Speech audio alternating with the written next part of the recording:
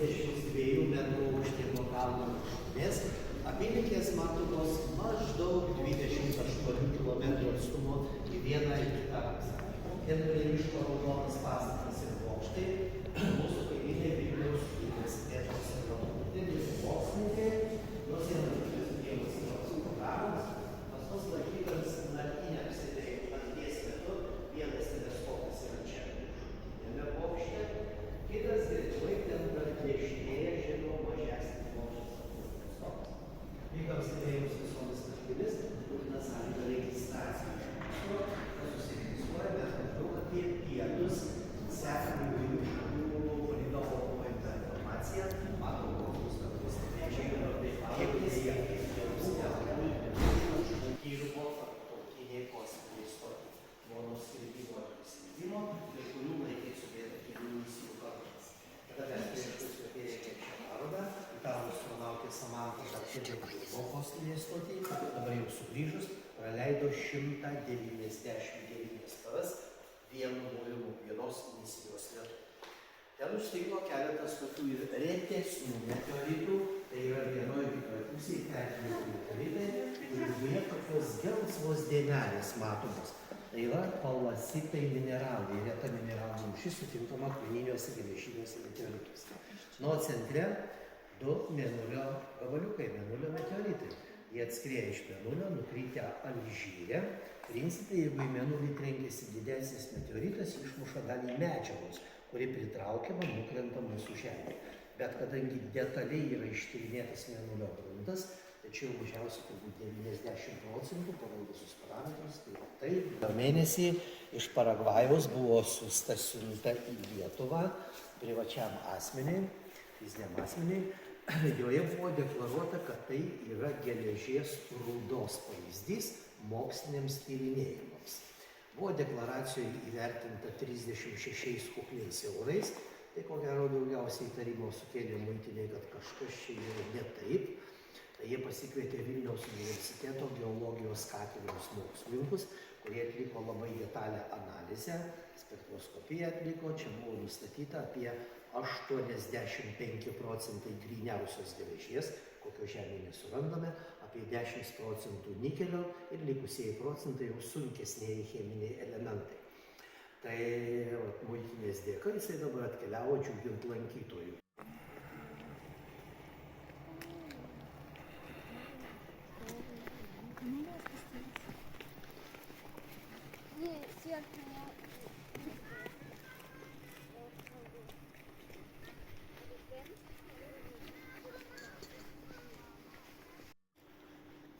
Pasivaikščiojimas pro parką akmenų tarp planetų.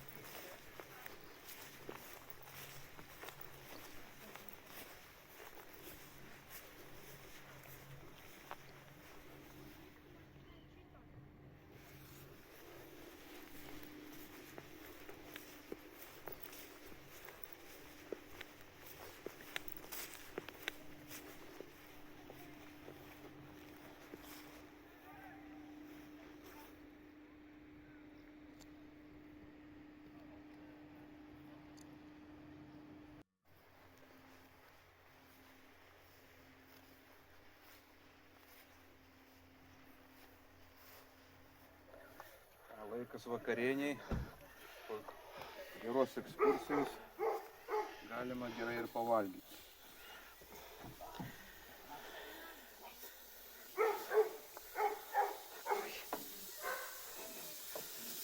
Kiek čia gyvūnų visokiausių.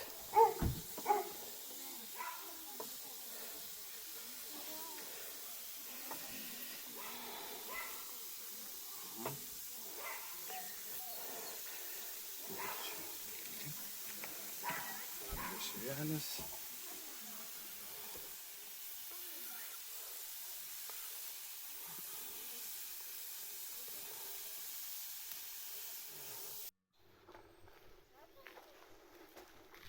Atvažiavome po ekskursijos į kempingą netoli Molėtų.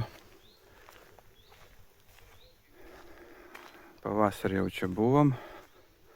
Graži vieta. Aišku, kai sezonas daugiau žmonių dabar. Tai va dabar ruošiam vakarienę. O vėliau grįšim vėl į observatorijos muziejų. Naktinė ekskursija. Žiūrėsim į dangų. Tai va. Oras geras. Nuotaika puikiai.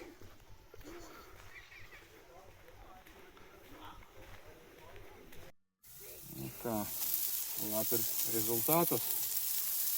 Taip, dabar gal visas čia sudėsiu, paskui išdalinsim.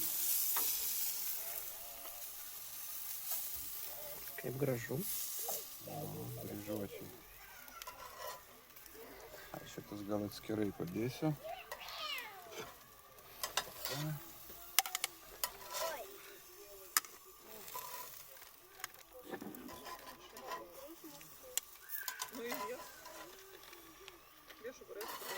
Oi, koks kvapas.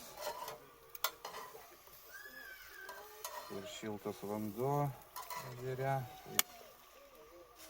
Turbūt reikės įlįsti po geros vakarienės. Nuostabi vieta. Šilta, jauku, švaru.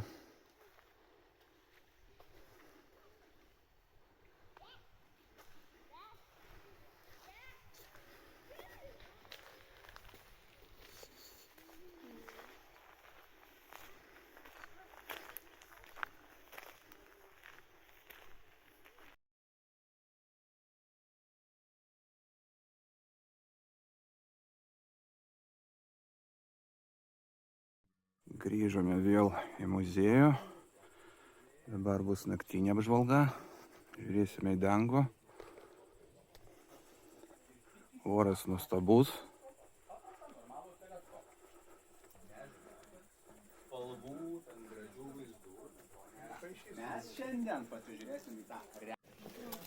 Kylame dabar į viršų, į bokštelį.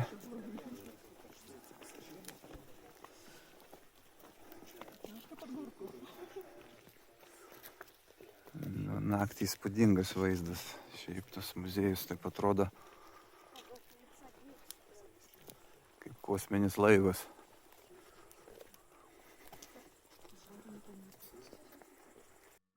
Vėl sugrįžom į viršų, bet jau panorama iš čia, kaip sakyt, nekokia naktį. Nieko nesimato, tik tai tos vietos, kur apšviestos yra. Šiek tiek matosi. Tai va, dabar prie teleskopo eisim.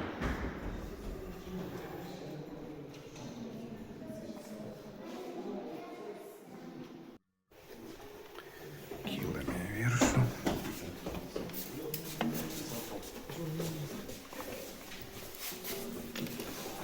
Pastebėjote, kad tikrai nėra pas mus čia daug tos erdvės, iš tikrųjų.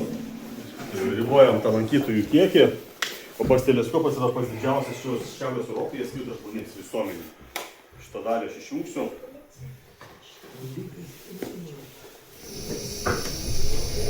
Skirtas visuomenė, sakykime, savo patirės naudotis. Matysime gyvą vaizdą, kaip matant mūsų akis, visi jų, visą laiką eisime žiūrėti į okuliarą. Ateis žmogus, pasižiūrės, grįžti savo vietą, tada jis kitas asmo. Visi, vis tiek.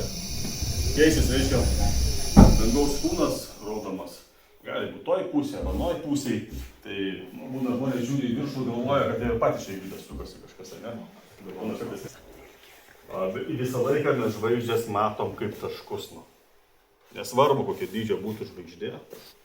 būtų ryškesnis ar blangesnis taškas. Aišku, ir nuotolis priklauso. O mes dabar žiūrime štai čia. Reiškia, aš bus, kad rodysiu su lazeriu štai čia, ne? Na, taškas žvelgia teleskopas, bet taip pat kaip išeisim į lauką, irgi parodysiu, kur žvelgia teleskopas, parodysiu tos žvaigždynus. Reiškia, na. I say that sometimes in some cases I am from here, this laser.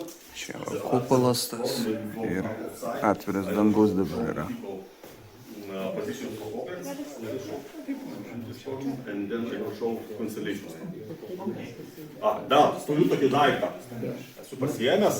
Kas norės, galės patys paimti į ranką žiūroną ir nukreipti, pavyzdžiui, tą pačią žvaigždę, pasižiūrėti, reiškia,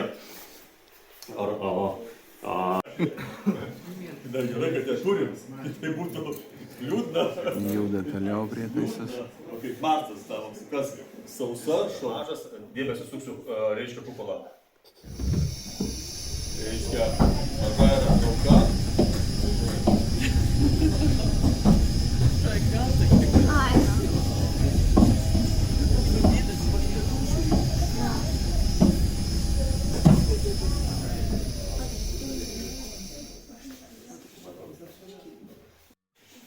Jupiterį žiūrim teleskopą. Galite įsivažiuoti, tik yra didesnis už Žemę. Mūsų įvykis yra tas Arecibo radio teleskopas. Puerto valstybei. Jis dabar yra jau sugadintas. Taigi problema buvo, kur neskyrė finansavimo priežiūrai. Vis tiek yra įranga, reikia tarnauti. Nutrūko lynai, griuvo imtuvas, sudaužė tą lėkšteną. Reiškia, ir kada... Galima pažiūronus pažiūrėti dangų. Irgi geras daiktas. Aišku, kamera to neperdas. Na va, baigėsi mūsų naktinė ekskursija. Daug įspūdžių paliko malonių. Tikrai verta atvažiuoti, apžiūrėti, pajusti šitą visą reikalą. Tai va, rekomenduoju, nu mes einam jau miegoti. Labanakt. Antra mūsų diena kelionės link Molėtų. Vyksta žvejyba, pasiruošimo pietums.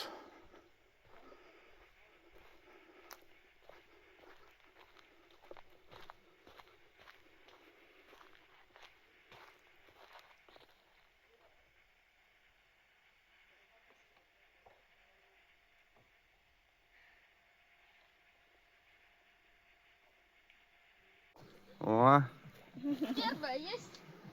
Ё. ну такая нормальная. Молодец, браво. Поздравляю с первым уловом. Есть. Ir va, per 10 minučių Taip, taip. rezultatas jau matomas. Kol aš dėjau iki čia irgi pririnkau. O vyruškų daug. Net labai. Jo. Tai, kaip sakyt, tokia nuostabi vieta. Ir ežeras gražus, geras. Ir grybų yra. Ir žuvies yra. Ir kaimynai geri. Tai va, šiandien pabūsim čia, vėliau judėsim link namų. Pavyzdys, kas čia darosi.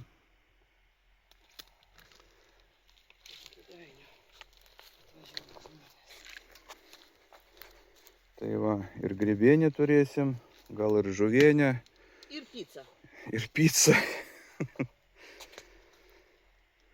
Žvejyba tęsiasi.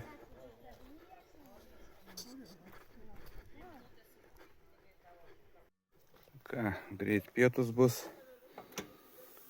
Va, ką šiandien valgysim. Nelabai priimtini dalykai, kaip sakyt, maistas.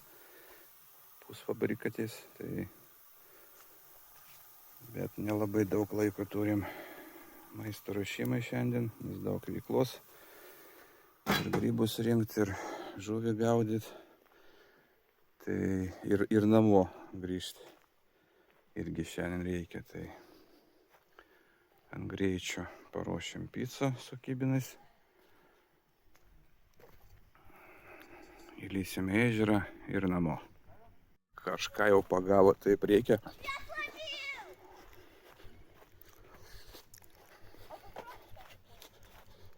Ну и... Ого! Это нормальная рыбешка. Помыть надо. Это карп или что это? Это костоперка. Ай, так, блин. Интересно, девки пляшут.